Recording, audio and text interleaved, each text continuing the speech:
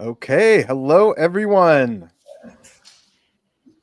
Hi, how are you doing? Hey guys. Those last 3 seconds on the countdown are so dramatic. They seem to take forever. Right. Yeah. It's like 3, 2, 1. Well, hello everyone, and thank you, and welcome to the CMON live stream. Thank you for joining us today. I'm Jeff Skinner, and today we are here to talk about our new campaign in partnership with SIXMOREVODKA for the tactical asymmetric wargame Degenesis Clan Wars. First, I want to do a quick bit of CMON news. For our regular viewers out there, I'm sure you were expecting to see a different host today. Helena, who has been hosting our live streams for the past few years, had her last day at CMON last week. She is off on her next great career adventure, and all of us here at CMON are grateful for the time she spent with us. Hopefully, she'll surprise us every now and then and pop into the comments to say hello. Thank you, Helena, and best of luck. Now, let's talk the Degenesis Clan Wars. Really highly anticipated when we announced the game and that we were working with SIXMOREVODKA on this. I think the reaction on social media was huge. And then people really got to see the first unveiling of what the game is yesterday when the campaign launched. This is based on the long-running tabletop RPG Degenesis, which has been amazing. It's been around for about a decade, and it's grown this incredible and dedicated and passionate fan base over the years, which of course the RPG was created by SIXMOREVODKA. And with our campaign launch yesterday on Gamefound, we've had a lot of questions on the campaign and on our social medias that we hope to talk about as well today. So if you have questions, please put them in the comments.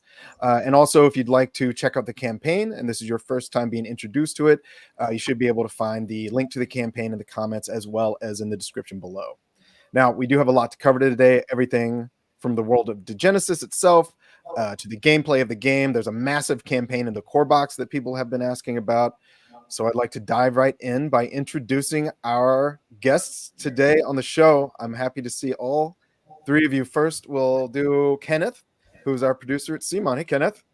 Hey. Yeah, I'm Kenneth, the producer for Degenesis Clan Wars. Coming in from sunny Singapore, not so sunny now. It's 1 a.m. and it's an honor. It's a pleasure to be working with such talented people on such a great project.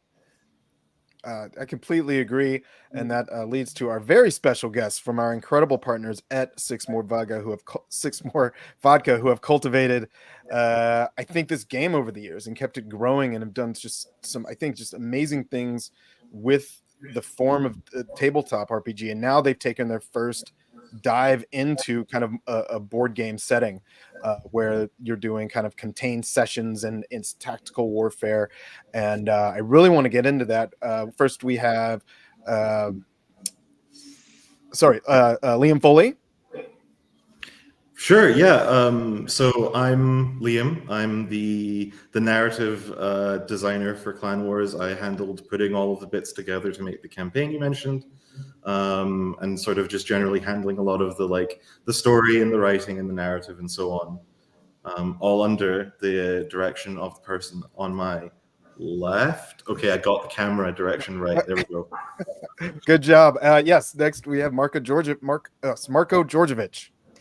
Hi guys. I'm the creative director of this operation, and I make sure that all the talent is handpicked nicely and that everybody knows what they're supposed to do and coordinate a greater vision for the things that we're trying to put out under this, pretty crazy and wild IP. That's just it. It's a huge IP, and I think it does some really, like, as someone who was new to it when we first partnered with you all, and I got to experience kind of 10 years worth of world building kind of all at once. You do something brand new, I feel like, with kind of this, and I always refer to it as post-apocalyptic, so it's like the end of the end is really what it feels like. Yeah. And you kind of zig when other IPs would zag, and you do some, I think, really original with it. So for people who are new and joining for the first time and being introduced to Degenesis, how would you kind of sum up the setting for the board game? That's a good question. I don't even know. I don't even know if there's a elevator pitch left that stuck around for longer than a few weeks over the last decade of publishing it. But I can tell you this much: since we are originally an outsourcing studio for 2D art for video games, we very early on, when we decided to start doing our own IPs, decided to switch over and try to build something that is fully authentic. And I really think that is the core of the entire IP, is that it's done without, classic outside art direction or focus testing or any type of, appeasement towards a certain target audience. But it's done as an IP that is supposed to give us the room to play around with our ideas as naturally as we can imagine. And that is why it has had such a wild growth over the years. And then trying to compress it, because a lot of, when you make the shift from RPGs where you've got, hundreds of pages of text and things like that, which is really what people who are gaming want, that background and everything. Whereas board games are much more, you've got to slim everything down as much as possible and make sure that when you get to the table, you can have a great experience in 60, 90, 120 minutes, somewhere around there. First, why did you want to, what did you want to accomplish with doing the board game? And how did you find the good jumping on point for the board game to make sure it not only referenced and really did something new for your fans and on the tabletop side, but then also was a great jumping on point for board game fans? It's a very good talking point, because we came to the conclusion at one point we just simply overdid the RPG. It took so much front-loaded investment for every new player to get into the world that most people opted out, unless they were the kind of people that like to spend an innumerable amount of hours on diving into a new world and really trying to do that front-loaded investment at the very beginning of opting into an IP. And there was a tough situation for us, because we made our game harder to sell than it was necessary.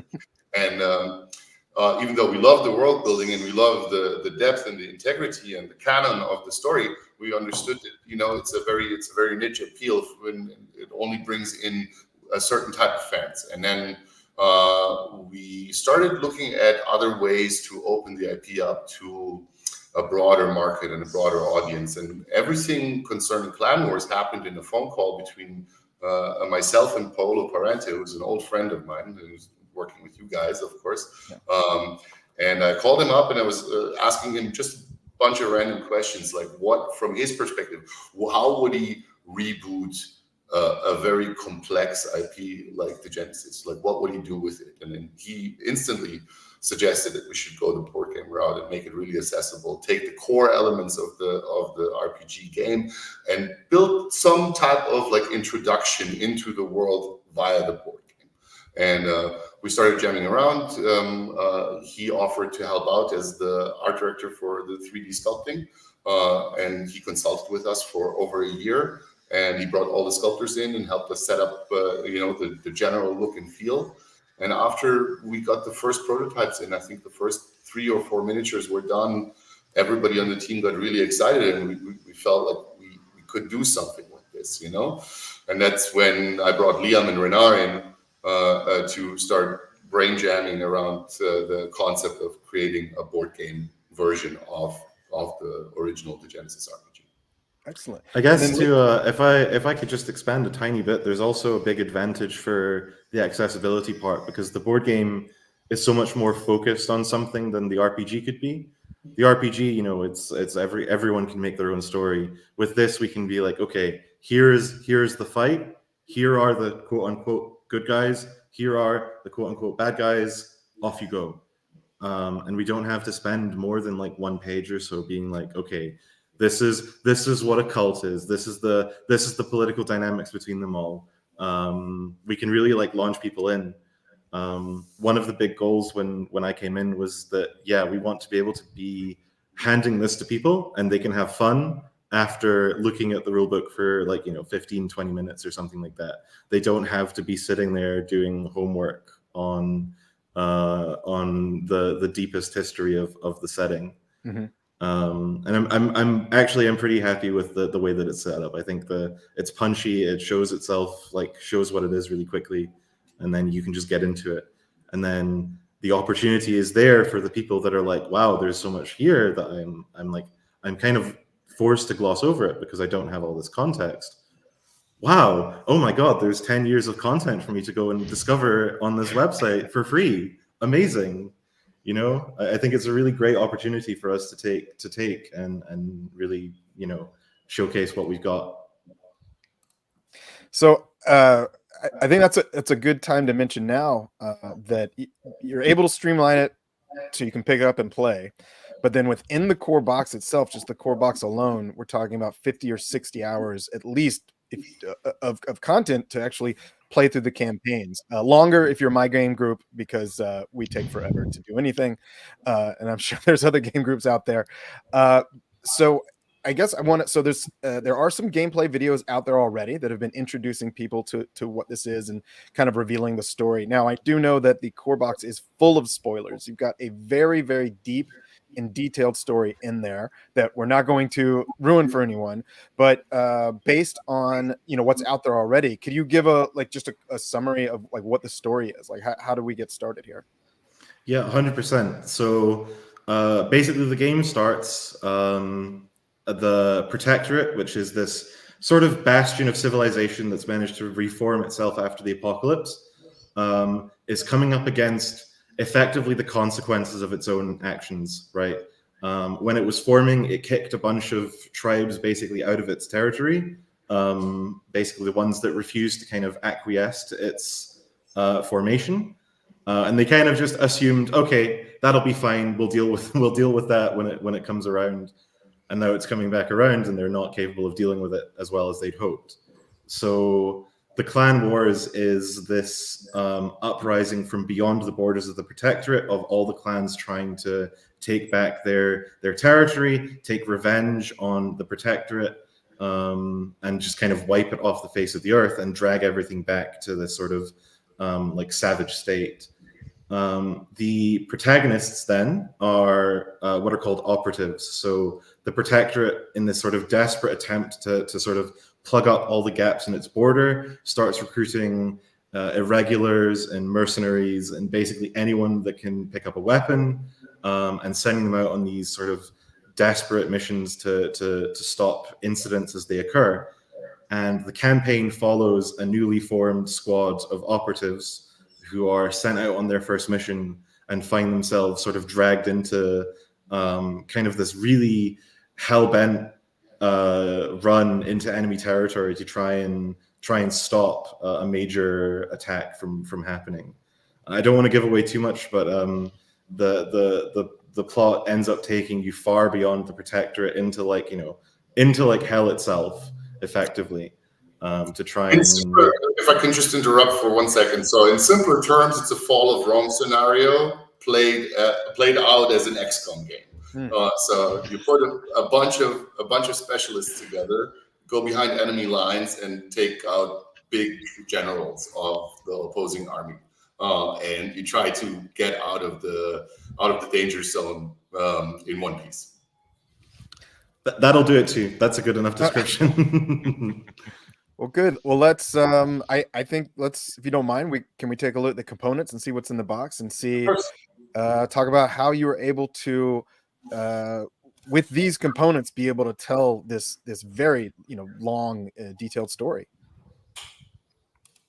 Yeah. So I guess sort of starting it off, we have I'll talk a little bit about the mission booklet, because that's kind of where the campaign lives, right? We divided it up so that there's the rule book that has everything you need to actually play the game. You can thumb through it. It's divided up into all of the various sections for ease of use. And then the hostile, who is the one in the one versus many part of like the game, they get access to the mission booklet that kind of gives them, here's the missions in order, here's all the setups for them, here's the details of how to put them together. And then talking about how they put the missions together, you can see on the components list you have our sectors. So those are modular map segments that are super easy to put together in various different ways. Renard put together this system for the edges and the borders being like certain patterns that makes it really easy to make new maps and so on. And we use that to put together all the maps in the book. They're all unique. They're all made for creating like gameplay experiences. And I find them all pretty interesting, which is a little bit biased because I put them all together, but we don't need to talk about that part. So yeah, once they put together the maps, then they can set up the board and they play out a mission, and based on what takes place during that mission, they might unlock the next one on the path. They might unlock some side content, and by they I mean both sides in this one. The operatives get to unlock new missions, new operatives, new equipment, and similarly the hostile, depending on their actions, might unlock new abilities of their own and sort of progress in their own way as the game goes on. But I don't want to ramble too much without any direction, so I'll pass it back to you and we can talk a little bit about more focused things. Yeah, so I'd love to get into a little bit of detail on the player sheets. So they're pretty interesting. They're dual-sided. Yeah. And I'd love to kind of go into how they function. There's a big dichotomy in Degenesis in the original RPG that we tried to carry over, and that's the difference between focus and primal. It's like two opposing mental states in which characters can be, and we wanted to use those two different opposing states as states in the actual board game that you have to flip into as an action, as an opportunity cost to have certain advantages in that particular phase. And so focus itself stands for very calculated moves, scouting actions, stuff that requires mental capacity, aiming. So all ranged weapons are tied into the black side, the black and gold side of the character sheet. And then the red and black side stands for primal, and primal is a more furious state, a very angry, raging, melee-oriented state where you can just rely on more bodily tasks during the game. Mm-hmm. Importantly, we want to focus on the operator sleeves. I think that's a very important part of I think the game in general, because in such a campaign game, like you don't have 60 hours to sit down in one playthrough, so you're going to go through multiple sessions. I think it's really important. I found it such an innovation that instead of like jotting it down on a sheet or writing it down somewhere or logging it somewhere, like each operative has an envelope where you can just store all the items that they have into that sheet, and then that's what you carry through from scenario to scenario, mission to mission. I think that's I'll expand on it as well. You're totally right. Like the sleeves were a huge part of like sort of putting this together, because of course we ran into the idea of like what do we do between missions, and the sleeves became like this really cool aspect of, yeah, here's where everyone can put their stuff. There's no like ambiguity really about like, oh, do I have to like pull something from the deck each mission or something? But beyond that, the sleeves also offer up a really great opportunity, because when you unlock a new operative, until then they've been hidden away in their sleeve, right? They've been like stored away, and we really wanted to drive this idea of like, yeah, you've unlocked the operative, maybe you've rescued them from an ambush, or you've helped them take revenge on a specific warrior that has like captured something that they want, and you've like fought with them a little bit, but you don't know quite what they do. You complete the mission, you get their sleeve, and then you open it up, and it has the information on their cult, their like faction allegiance, their own backstory, a little guide for how you can use them in the game, so that like even if it's someone who has like really specific gameplay, you still get some insight onto how that goes. And also you get everything that they start with, so their starting gear, their potentials, and their dashboard. And you get this great moment of like unveiling some treasure as you open it up, and you're like, oh my god, wow, this operative is so cool, I can't wait to use them in the next mission. So it's super. I love this system. It's so nice. and it feels really great to use in my experience. So excellent. It's nice that it's so compact, especially when you are playing, so many games. So general, I think the shortest is in the shortest way to get to the end is in like the low 20s in terms of individual missions in the campaign. So I think I calculated we have 28 missions total. I think I calculated the absolute minimum number is about 10. If you like properly speedrun the entire thing. And you would be speedrunning at that point, and it might get a little bit rough near the end because you haven't taken the time to buff yourself, right? Like you're kind of relying on the fact that you're trying to blitz through everything, and maybe eventually you kind of run up against, oh my god, wait, there's an obstacle, we can't just rush our way through.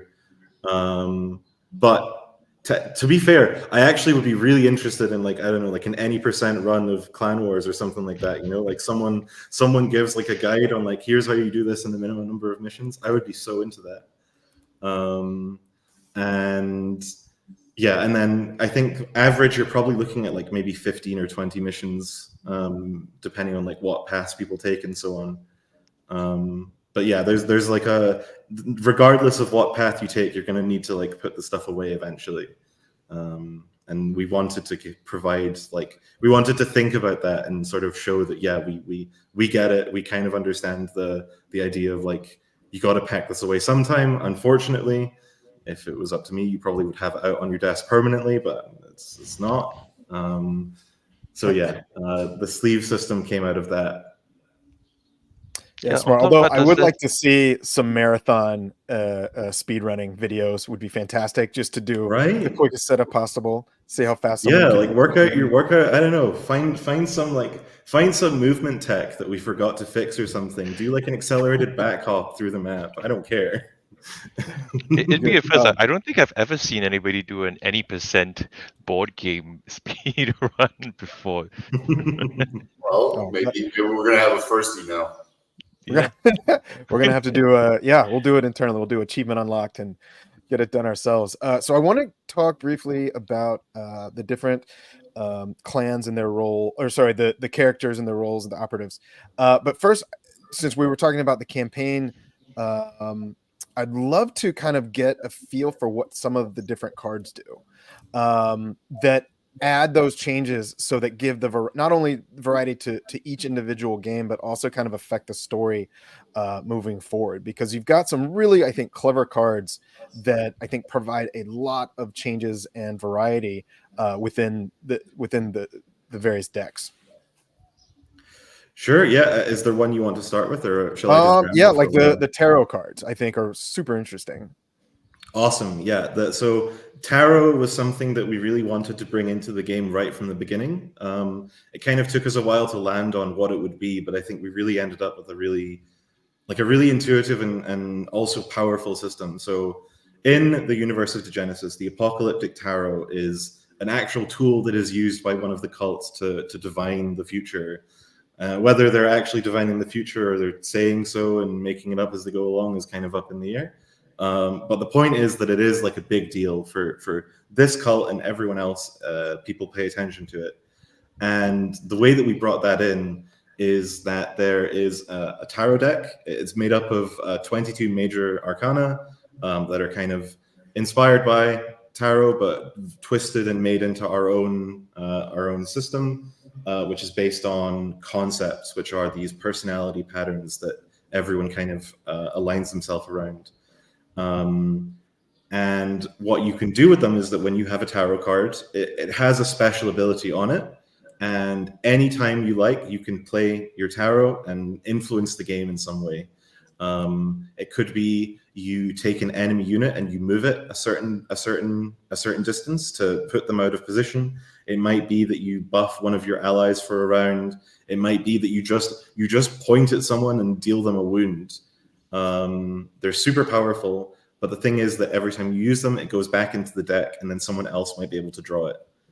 And the way that you draw it, there's a few different ways. So first off, at the beginning of every mission, every operative has their personality pattern, their concept, and they get their own tarot card.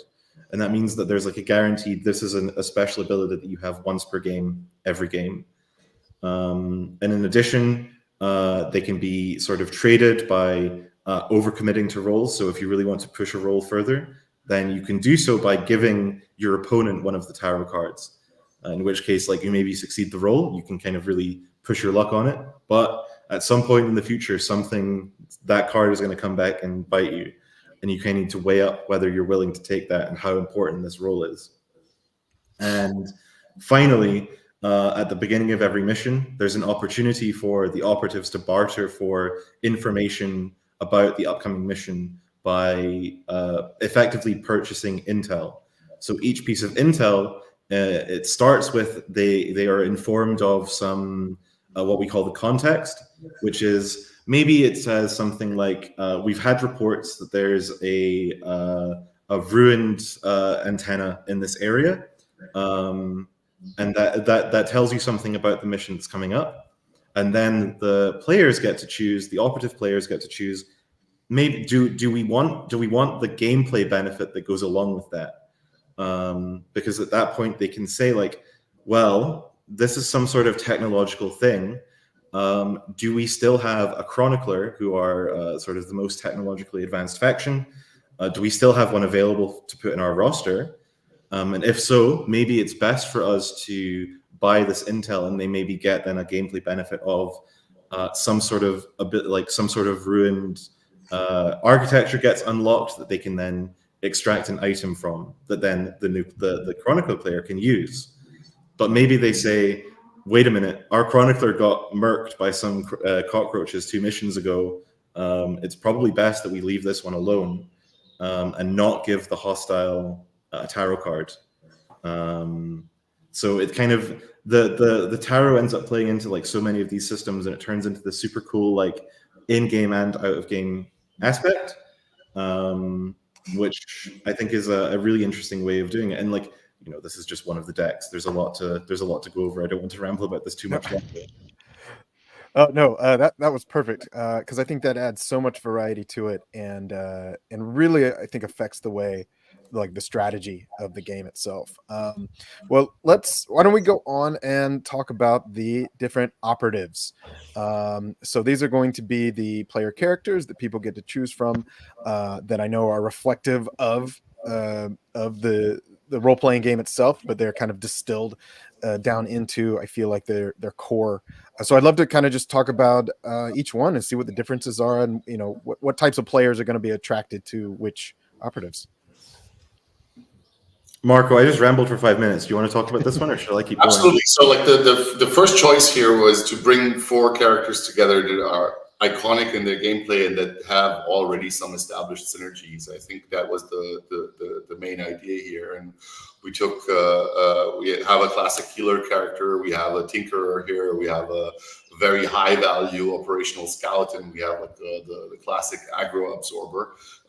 So that was the combination of characters that we wanted to equip new players with if they're experiencing the game firsthand, because we've thought about like what do we need, what type of composition of characters do we need to like allow players to shift from, you know, the classic fantasy genre barbarian type, or, you know, healer princess, over into a more gritty and dark world like the Degenesis, but still understand the basic game concepts and mechanics behind it really quickly. And that was the choice behind these 4. But these 4 basically just build the initial starting roster. Like, much of the game is about unlocking, finding new characters during recruitment missions, building up a bigger roster, having your own baseball team, and then every mission you decide which 4 guys in which combination to bring into the next mission based on intelligence that you collect across a long period of playtime. So there's a lot of roster management that's happening at the table between the actual operative players, because they need to make crucial decisions based on intelligence that they gather before a mission. Do we bring the judge this time because, you know, like we need a tank on the team, or do we leave him out because we need a more stealthy guy on the roster next time, because maybe through the grapevine the players understood, or the operative players understood, that the next mission coming up is a stealth mission. Excellent. And I want to get into seeing some of these miniatures. But actually, we have a great question here from Silden Phil, and I think now's a good time to answer it. Let's see if we can get that on the Sildenafil is a good one of ours. Oh, sorry, it's the question for the CMON team. Sorry about that. We can get to his other question in a second, but he had a very good, because I think this there we go. Question for the CMON team. What was your first reaction about the pitch, the mechanic, the lore? What hooked your team on this IP? Kenneth. Yeah, no. So when I first got wind of the game, I haven't heard of Degenesis, but then we got all the books in the office, and I took them for some light reading, quote unquote light reading, a couple of thousand pages. It was great. I really enjoyed the lore, and then I saw the rulebook, and there was this. I have, I don't, I don't gush about a game, but I really like the system. I think there's such elegance and purpose in almost every component in this game. The way the dashboards are double used, I think the way the item cards and the potential cards are used, the way the hostile board set up, how for example, every creature only takes a wound. It simplifies so much of the tedium that we see in like large setup board games today to such a condensed and just like there's no better word for it than like just elegant design. I think that's what's so great about this game. Everybody on our team hates bookkeeping, so we needed to find a system that allows for the smoothest transition of information across. I'm not kidding when I say that there was like an office ban on the word like token for a while. We were not allowed to have like getting tokens to represent minis being stunned. That was like we had to fight for it. Right. No, but like seriously, it was super important for us that like the game kind of just you put it on the table and it just flows. Like Right. There's this like constantly. There's no. Renar and I used to play like Warhammer 40k. Renar more than I did, and you know the game grinds to a halt because some guy has like 50 units and they're all firing at once, and he just picks up this big chunk of dice and spends like 5 minutes counting through it. You know. We kind of wanted to kind of just pull it down and be like, okay, everyone can understand what's going on. Everyone sees like what's about to happen, and everyone has like the thought of how do I influence this? You know, like can I take my turn next and jump in front of like a gunshot or something like that? You know, and that's sort of like keeping things fast, keeping things flowing. It was really important to us. And keeping things like simple on the board so that you can see all of the cool minis that we've got and so on. And I'm going to be completely honest, like I wasn't a board gamer before we started all of this. And when we just started working on the first iteration of the game, we ordered a bunch of games online just because we wanted to test.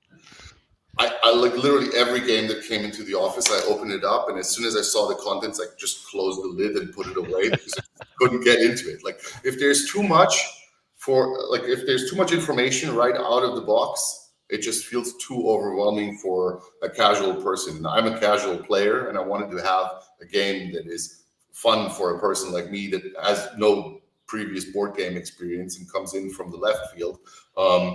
And I love the design. That's why everything is so streamlined. We try to really reduce it to the core essentials. So anybody can pick it up. You can teach it within 10 minutes, but then there's a long trajectory and a long learning curve, and there's a really good story attached to it.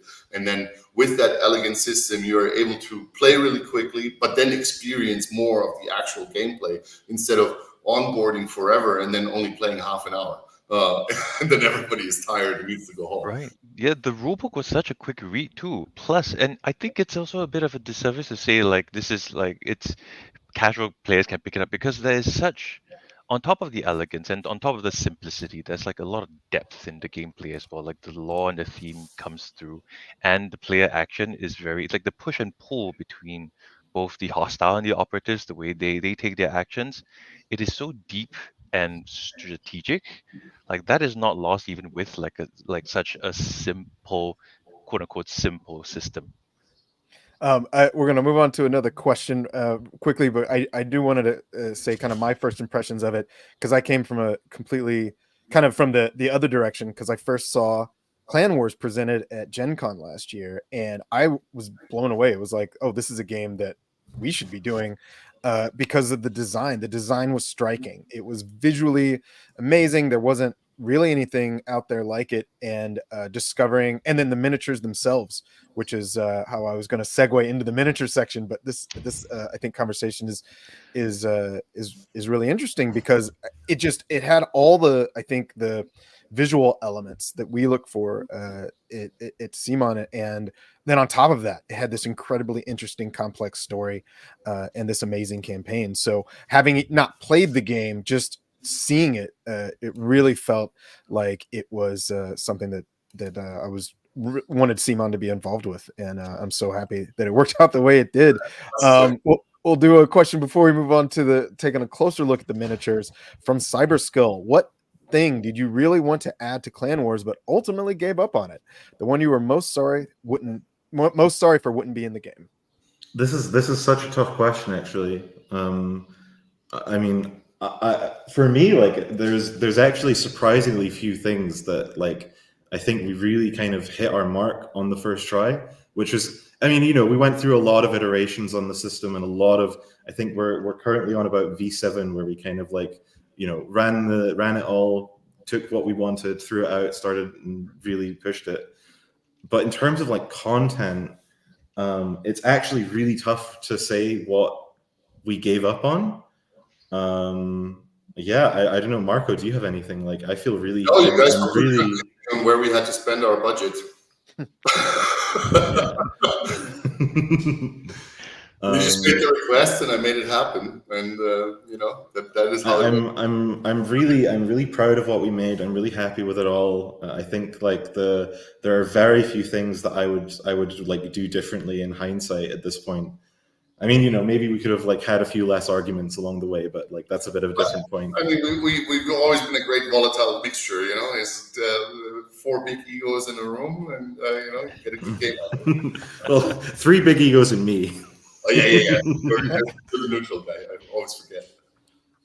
Excellent. All right. Well, let's take a little bit closer look at the miniatures themselves. I think what we've shown, and you can see close-ups on the Gamefound campaign. I will say, just because we have people chatting about it in the background, we're really being asked to talk about the hostile, so I might divert to that for a little while.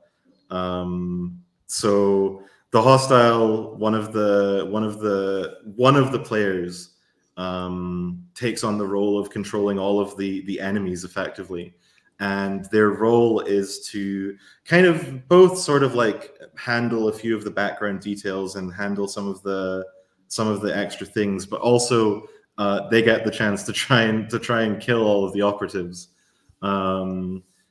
One of the things that we really went into this game with, I don't want to say the words that will bring a bunch of people coming down my throat, but solo mode.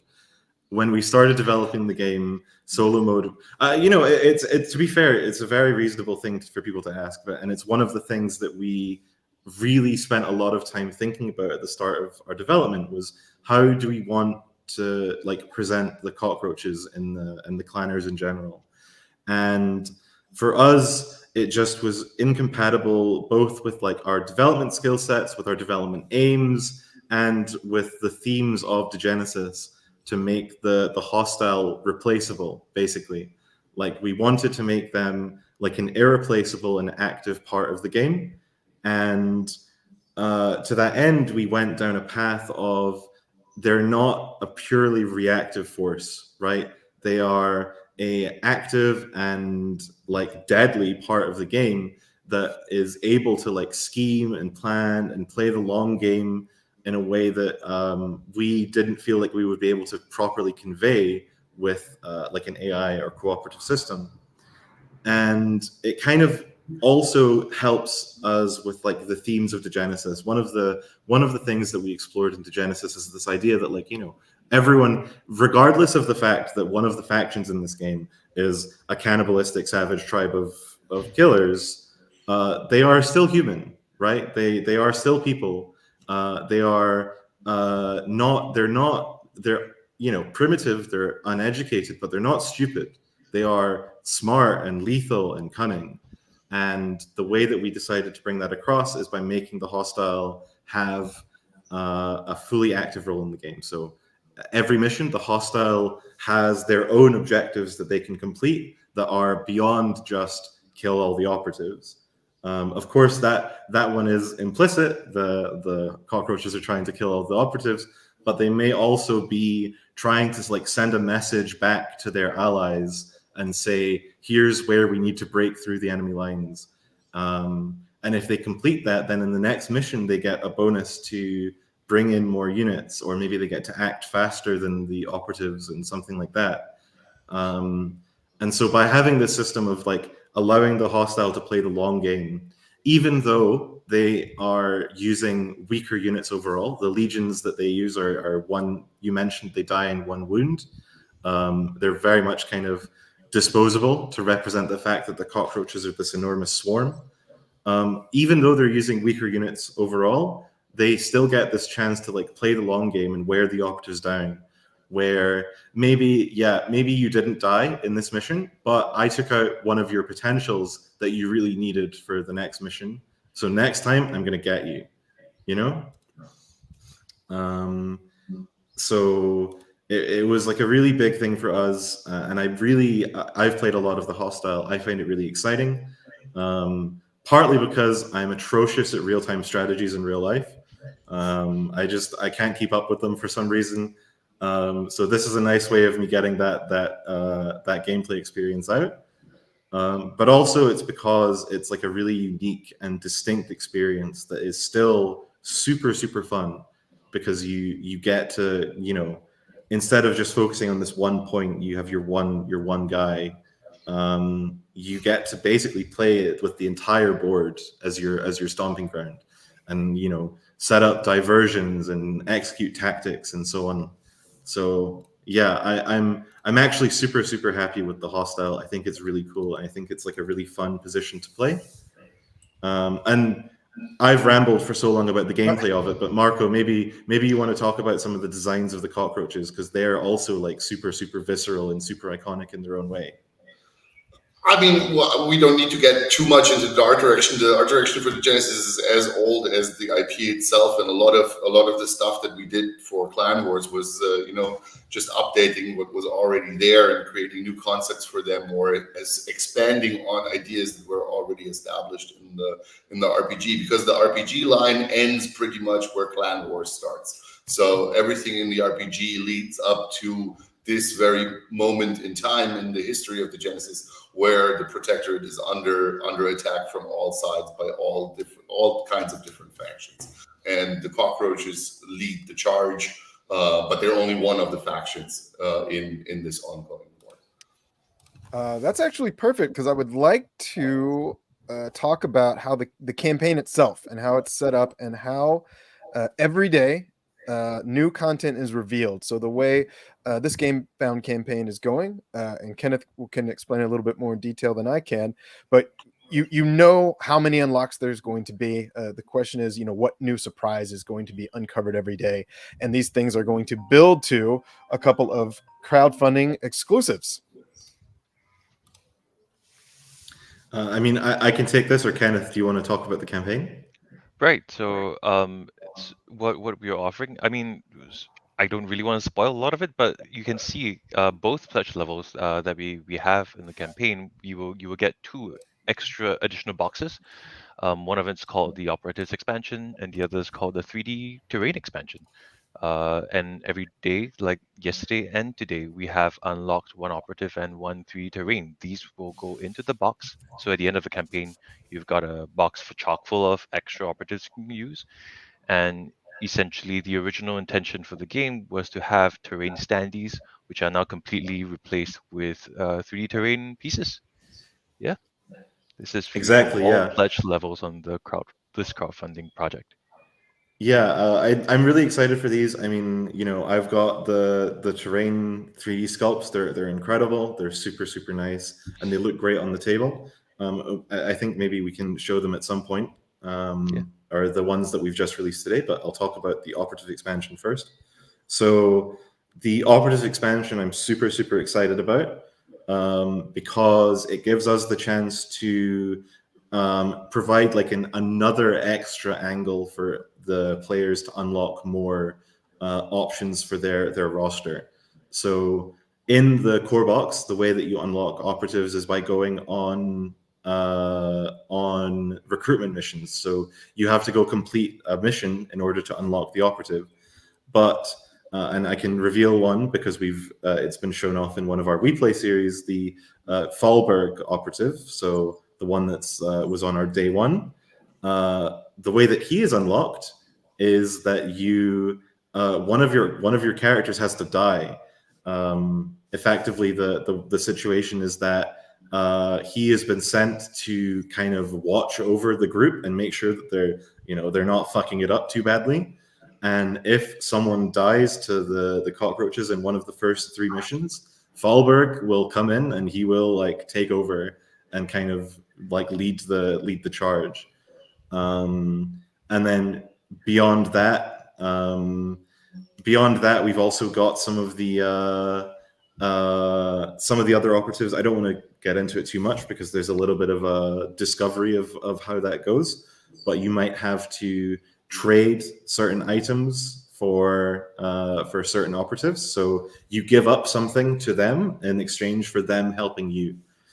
And it's a really cool like angle of how it works.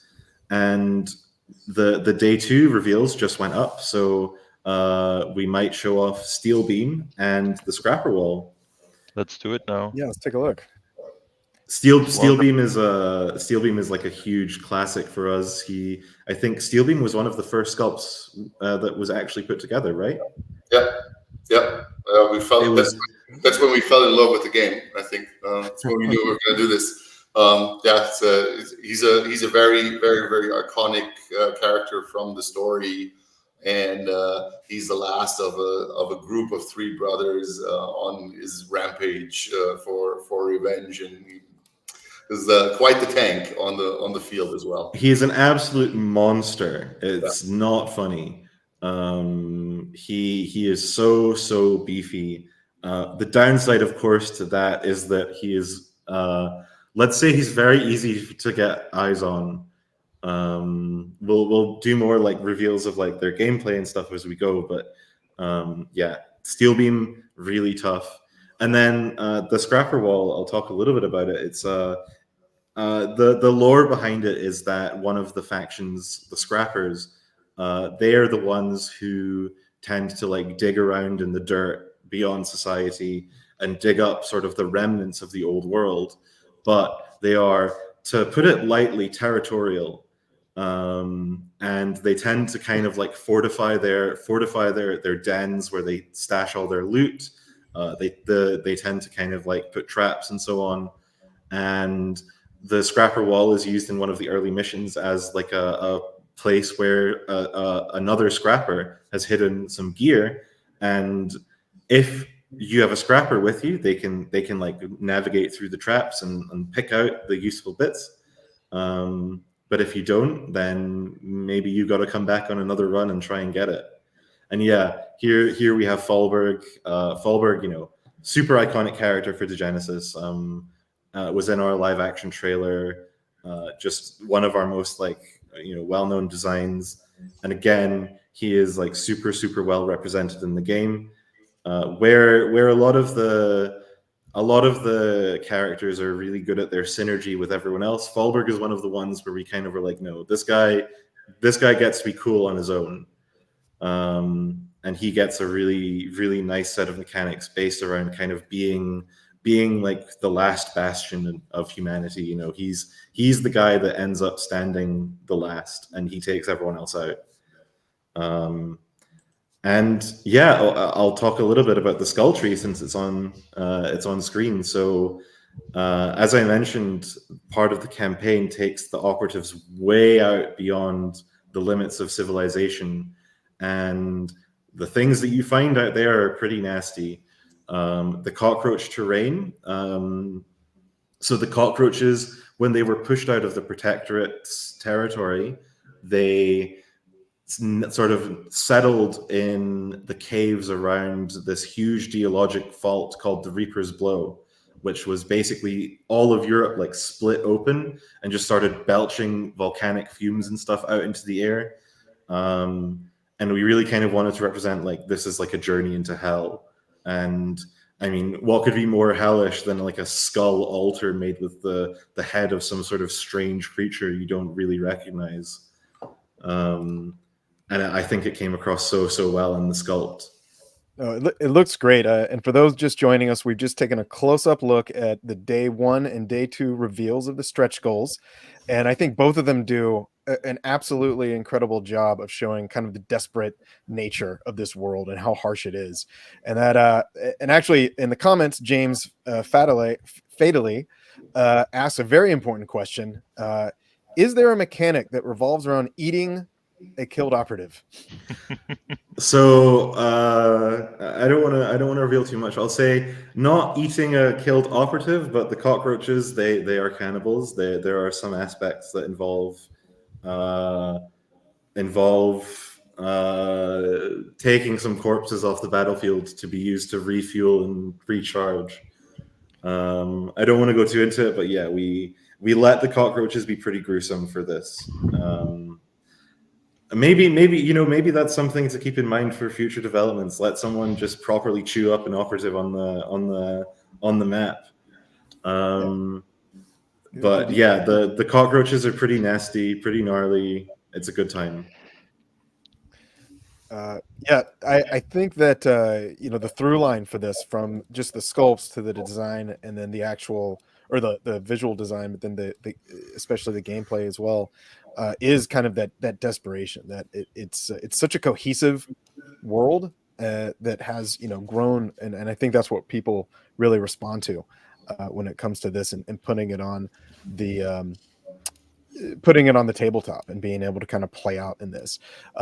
Echo asks, are there any, and this is from our YouTube chat, are there any secrets hidden in the game design or the designs, Marko's designs, things that could be missed by common or new players, but that they could hint at things developing the lore of Degenesis, like little Easter eggs? Or is that kind of littered throughout?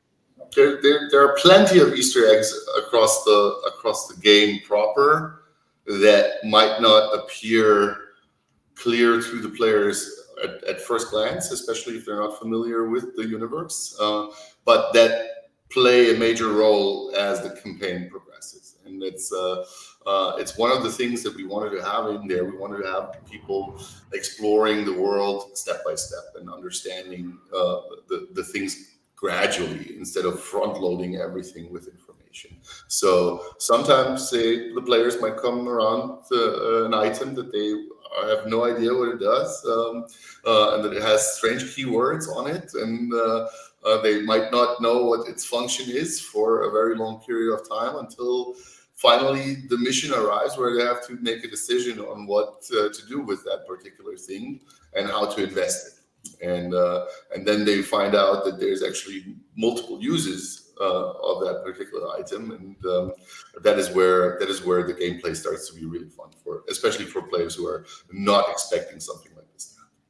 It's one of those things where it's like we really wanted to make sure that people could get into the game without knowing it, but for those people who know what's going on, they get this moment of oh, that's what that is. I know what's going on here. I see it. And the people who don't know what's going on, they get the moment of, this is really cool on its own, but I feel like there's more here that I could understand if I tried. And then they maybe get some incentive to try and look into it.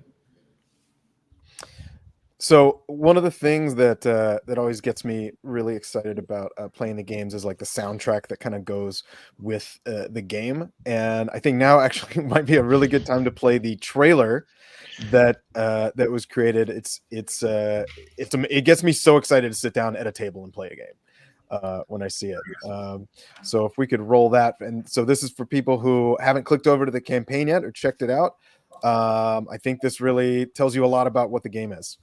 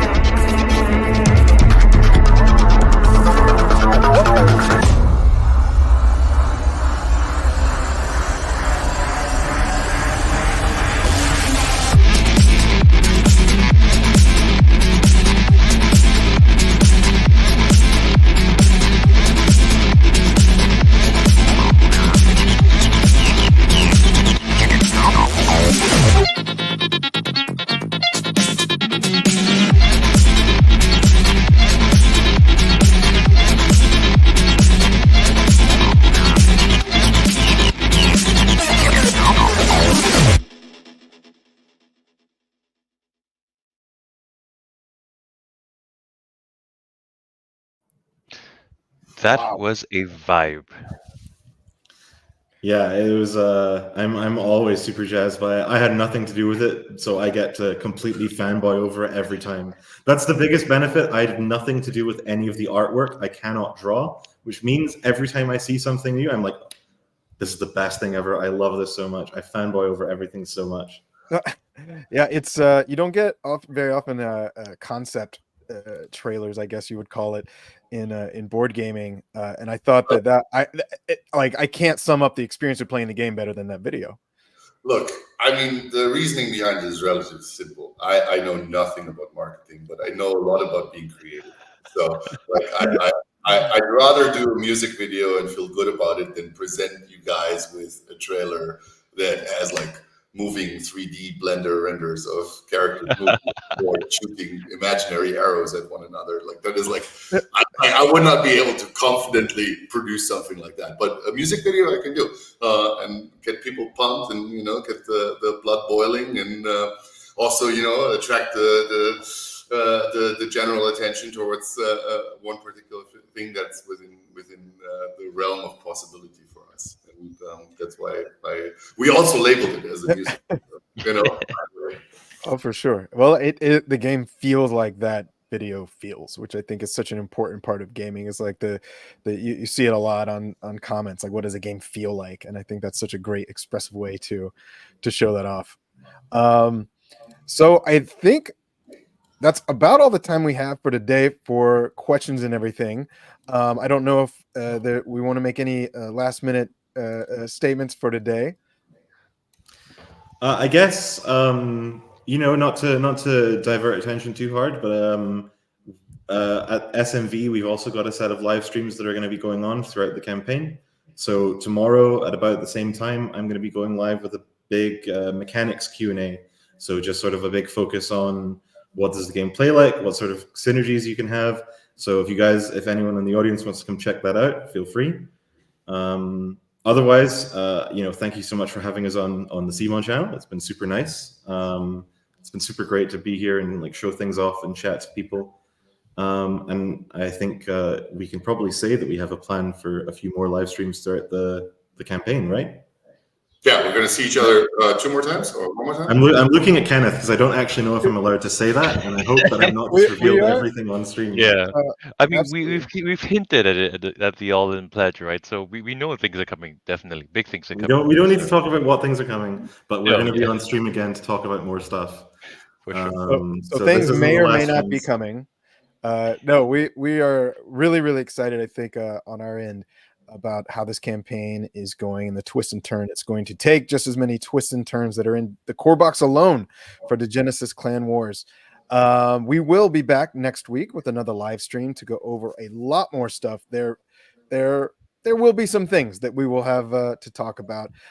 In addition to all the Q&As, pay attention to the Gamefound campaign itself, where we'll update you with all of our appearances, and hit subscribe here on the YouTube channel so that you can know when our next live show is going to be. All of the links that we talked about in the show today will be in the description below once the live stream ends and the show gets reposted. So if you need a link to any of the things we talked about, they're there, including if you want to check out Degenesis itself, the RPG, which is available for free, as they mentioned, if you want to learn more about the incredibly deep and fascinating world of Degenesis.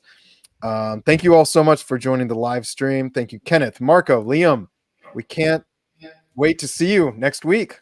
Next week. I'm already looking forward to it. It's going to be insane. I'm really looking forward to the next stream for reasons that I am legally no longer allowed to disclose. I'm just disappointed I couldn't show off all the call box miniatures because I got them right here for my special setup. Yeah. Well, why don't we put them on the video and we'll end it on the video of the miniatures. Well, I've got one good one. Hold on. No, I think we're good. We are out of time.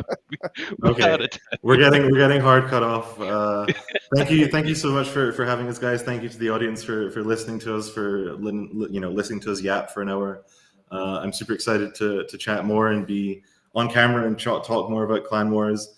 I guess I'll also just wrap up by saying, like, any questions that we didn't get to in terms of like the game itself, you can reach us on the Gamefound page. I keep a sort of hawk's eye view of it. And also on our Discord, you can come and say hi, and I'll try my best to answer whatever you guys want. And then, yeah, we can see what happens for the next live stream. Excellent. Thank you all. We'll see you Thank next you, week. guys. All the best. Thanks so much. See you next week. Bye-bye. See you. Bye. Bye-bye.